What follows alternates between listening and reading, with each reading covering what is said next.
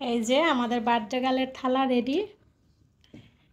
ডিম, তার সাথে এই যে দেখেন ওর নেওয়ার মানে স্টাইল কি, ওই যে একটা করে ডালের বড়া নিছে, রোস্টের একটা পিস নিছে, আর এই যে একটা মাছ ভাজা দিলাম।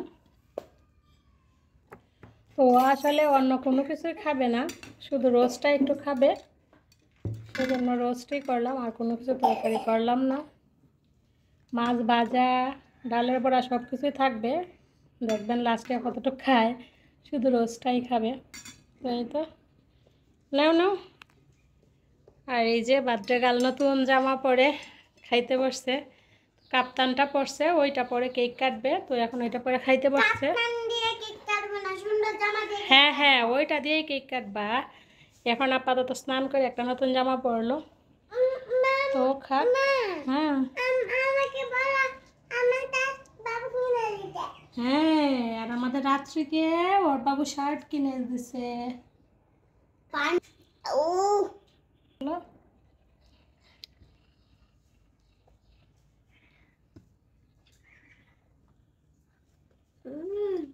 হুম, আচ্ছা খাও। আচ্ছা ও এখন খাক, তারপর রাত্রিকে আমি একটু দেখি ও কিছু খায় কি না। রাত্রি যেহেতু একটু অসুস্থ, ওকে একটু খাওয়াই দেওয়া লাগবে। সৃষ্টি বলতেছে আজকে নিজের হাতে খাবে, তো ওই জন্য ওকে দিলাম, আর নাহলে আমি চাইছিলাম যে আমি ওকে খাওয়াইয়া দিব। আচ্ছা ও খাক। একটা মেয়ে যখন মা হয়, একটা ছেলে যখন বাবা হয়, কেবলমাত্র তখনই উপলব্ধি করতে পারে মা বাবা কী জিনিস, আর মা বাবার কাছে একটা সন্তানের এক টুকরা হাসি কী জিনিস।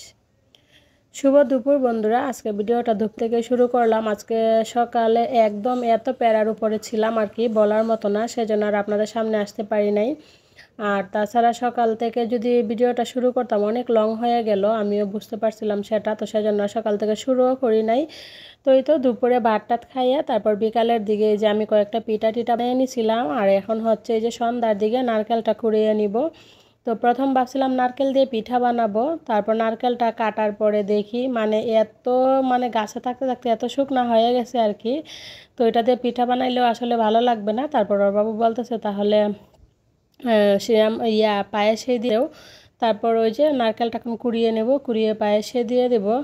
তো আসলে আমরা আগে উপলব্ধি করতে পারতাম না যে আমাদের মা বাবার কাছে আমরা সন্তানরা কী জিনিস, বা কি আমাদের এক টুকরো হাসির জন্য আমাদের মা বাবা কী করতে পারে, বা আমাদের মুখের এক টুকরো হাসি দেখলে তাদের কতটা শান্তি উপলব্ধি হয়। তো এখন যেহেতু নিজে মা হয়েছি ও বাবা হয়েছি, এখন আমরা ঠিকই বুঝতে পারি যে সন্তানের মুখের এক টুকরো হাসির জন্য আমরা কত কিছু করতে পারি, আর ওদের মুখে আমাদের কোনো কিছুর বিনিময়ে যদি ওদের মুখে এক টুকরো হাসি ফুটে, এটাই যেন মানে অন্যরকম একটা ভালো লাগা কাজ করে। তো এবার চাইছিলাম যে শুধু মানে নিজেরাই ঘরোয়াভাবে কেকটা কেটে নিব, কারণ এর আগে যতবার করছি ওর বার্থডে অনেক বড় করে করা হয়েছে। আবার যেহেতু আমি একা, বিশেষ করে আমার ছোটো মেয়েটা আরও একটু অসুস্থ, তো একা হাতে আসলে আমার এত কাজকর্ম করা মানে সব কিছু মিলে আর কি পেয়ারে উঠতে পারবো না। তো সেই জন্য ভাবলাম কাউকেই কিছু বলবো না, শুধু একটা কেক এনে কেক কাটবো। কিন্তু আমার মেয়ে তো মানতেছে না, আমার মেয়ে বলতেছে যে না, মানুষের কেক কি একা কাটে ফ্রেন্ডস ছাড়া। তো বলতেছে যে আমি আমার ফ্রেন্ডদেরকে বলবোই। তো ওই যে আমাদের আশেপাশের মানে যত বাচ্চাগুলো ছিল ওরা একসাথে খেলে দুলে, ওদের সবাইকেই বলছে। তো ওরা কয়েকজন আছে, আর অনেকেই দেখা গেছে যে অনেকে বাড়ি চলে গেছে, এই সেই মানে ওইভাবে আর কিছু আসতে পারে নাই। তো যাই হোক, ভাবলাম ওর একটু মুখের হাসি মানে আমাদের একটা কিছুর বিনিময়ে যদি ও একটু হাসি খুশি থাকে, সেটা আমাদের কাছে অনেক কিছু। তো যাই হোক, এই যে দেখেন আপনাদের সাথে ভিডিও সম্পর্কে তো আসলে কোনো কথাই বলতে পারতেছি না। পিঠা বানিয়ে নিলাম, তারপর আবার এই যে এইদিকে পাঁপড় ভেজে নিচ্ছি। এবার চলেন এক এক করে সব কিছু টেবিলে সাজিয়ে নিব। তো এই তো ওর বাবু মিষ্টি নিয়ে আসছিল, মিষ্টি প্লেটে দিয়ে দিলাম, এবার কেকটা দিয়ে দিব। আর চকলেট কেক মানে কেকের আর কি, এই যে চকলেট ফ্লেভারের কেকগুলো এত পরিমাণে আজকে দাম আর কি, কী বলবো, অন্য দিনের তুলনায় মনে হয়েছে যেন আজকে দামটা একবারে বেশি। তারপর ওর বাবুকে আমি বললাম যে এত বড় আনার দরকার নাই, মানে মাঝামাঝি সাইজের একটা আনো। তারপর ওইটা নিয়ে আসছিল। আর ওর বাবু আজকে অনেক হেল্প করতেছে। আমি তো রান্নাবান্নার কাজের দিকে গোছগাছের দিকে ব্যস্ত, আর ওর বাবু ওইদিকে এই যে এইগুলো একটু সাজানো, তারপর ওদের দুই বোনকে রেডি করা, আমার সাথে ফল ফ্রুটস এগুলো কেটে দেওয়া, অনেক হেল্প করতেছে। তো যাই হোক, সব কিছুর পরে ওর বাবু বলতেছে যে একটা শাড়ি পরো, একটু মানে যেহেতু একটু ফটো টটো তোলা হবে, তো আমার মেয়ে বলতেছে মা একটা শাড়ি পরো। তো তারপর ভাবলাম একটা শাড়ি পরেই নেই, তারপর হাতের সামনে যেটা ছিল সেই শাড়িটা একটু পরে নিলাম। কারণ দেখা যায় সারাদিন মেয়ের মন রক্ষার্থে অনেক কিছুই করলাম, এখন লাস্ট পর্যায়ে যদি একটু শাড়ি না পরি ওর মনটা নষ্ট হয়ে যাবে, সেজন্য পরলাম। আর শাড়ি পরে আসলে কাজকর্ম করা যায় না, সেজন্যই। আর আমার এর আগে যতবার আর কি ওদের বার্থডে পালন করছি বা আমাদের ম্যারেজ অ্যানিভার্সারি পালন করছি, ততবারই মা ছিল সাথে, কাজকর্ম কোনো সমস্যা হয় নাই। আর এবার তো একা একা, আরও বিশেষ করে আমার ছোটো মেয়েটা যেহেতু একটু অসুস্থ, সেজন্য একটু প্রবলেম, আর নাহলে তার মানে এত প্রবলেম হইতো না আর কি।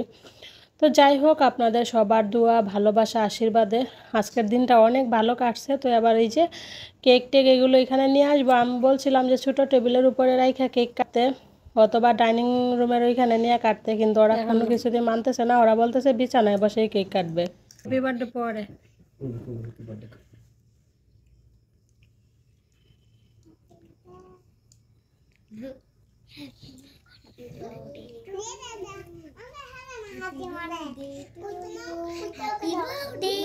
দাঁড়াও দাঁড়াও, একটু পরে একটু পরে একটু পরে একটু পরে একটু পরে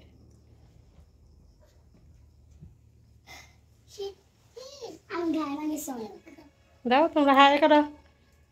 হ্যাঁ, এই যে সৃষ্টি কতগুলা ফ্রেন্ড।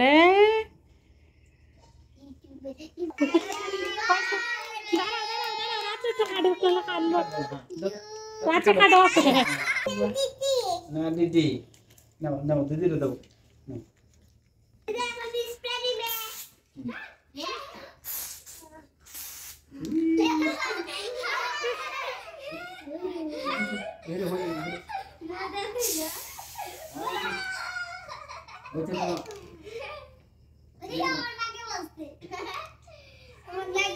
হয়েছে, নাও সৃষ্টি কাটা কাইটা সবাই দাও।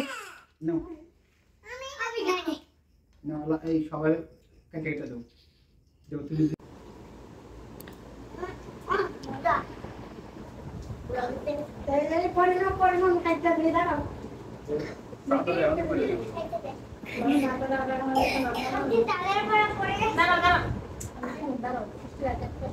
দাও দাও সবাই দাও। মনারা পালাইছে দাও। হ্যাঁ দাও সবাই দাও, দাও সবার একটু একটু দাও, সবাই দাও করে নাও নাও খানা রাতে আদম নাও সবাইকে দিব, কেউ বাদ যাবে না। নাও আমার দাও, আমার দাও, দাও দাও আমার তো দিব দেব না। সেদিন আসো, আমি না আসো আসো, আমি না না না পরে পেয়ে যেতেছে, আমি মুখে নাও, মুখে নাও, মুখে নাও। এই রে জামা কাপড় না বুঝে জানি স্যার তুমি খাও। ওইটা বসো, আমি দিতেছি তোমার মুখে খাইতে। পায়েস এটা খাই পরে পায়েস নিব। হ্যাঁ এগুলা খাইয়া পরে পায়েস নিবা সবাই, ঠিক আছে? আগে এগুলা শেষ করো। কেক কাটা তো কমপ্লিট, তারপরে যে ওদের সবাইকে সব কিছু দিয়ে দিলাম। তো দেখলেন আজকে কি কি আর কি আয়োজন করতে পারছিলাম, অল্প কিছু কটা পাপড়া ভাজছিলাম, ফল ছিল, কেক ছিল, মিষ্টি ছিল, তারপর পিঠা বানিয়েছিলাম, পায়েস ছিল, এগুলোই আর কি। তো মনে মনে ভাবতেছি যে আজকে যদি মা থাকতো আরও অনেক কিছু করা হইতো, কারণ আমি যতবার ওদের বার্থডে পালন করছি সবসময় মা ছিল, অনেক কিছু করতে পারছি, অনেক কিছু করে খাওয়াইতে পারছি, কিন্তু এবার আসলে খুবই এই যে সৃষ্টি বান্ধবী সৃষ্টিকে গিফট দিতে পারলাম না। এই যে গিফট আদান প্রদান হচ্ছে। হ্যাঁ দাও। আচ্ছা একটা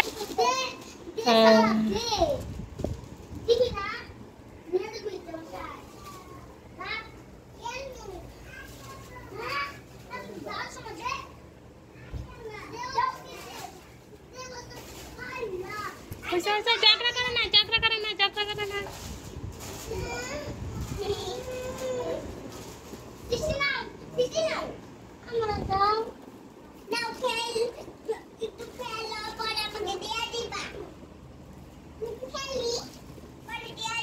তারপরে এই তো এবার বসলাম একটু কিছু খাই।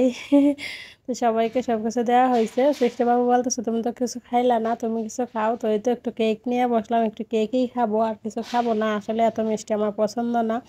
তো যাই হোক, সব কিছু শেষ। এবার হচ্ছে মানে পরের ঠেলা তো পরেই আছে, এই যে কাজের ঠেলা। তো যাই হোক, ওর মধ্যে রাতে খাওয়া দাওয়া হয়ে গেছে। ডাল ভর্তা করছিলাম, ভাত রান্না করছিলাম, এগুলোই রাতের খাওয়া দাওয়া হয়েছে। তো এবার আমি টেবিলটা ভালোভাবে ধুয়ে নিলাম, মানে মুছে নিলাম। আগে হুইল পাউডার দিয়ে ভালোভাবে ঘষে মুছে নিছি, তারপর আবার শুধু পানি দিয়ে তারপরে যে বিছানা চাদরটা বিছিয়ে দেবো, মানে দুইটা জায়গায় কেক মানে বড়াইয়া একবারে চাদরটা আমার একদম ফ্রেশ চাদরটা, নতুন চাদরটা শুধু বিছাইছিলাম।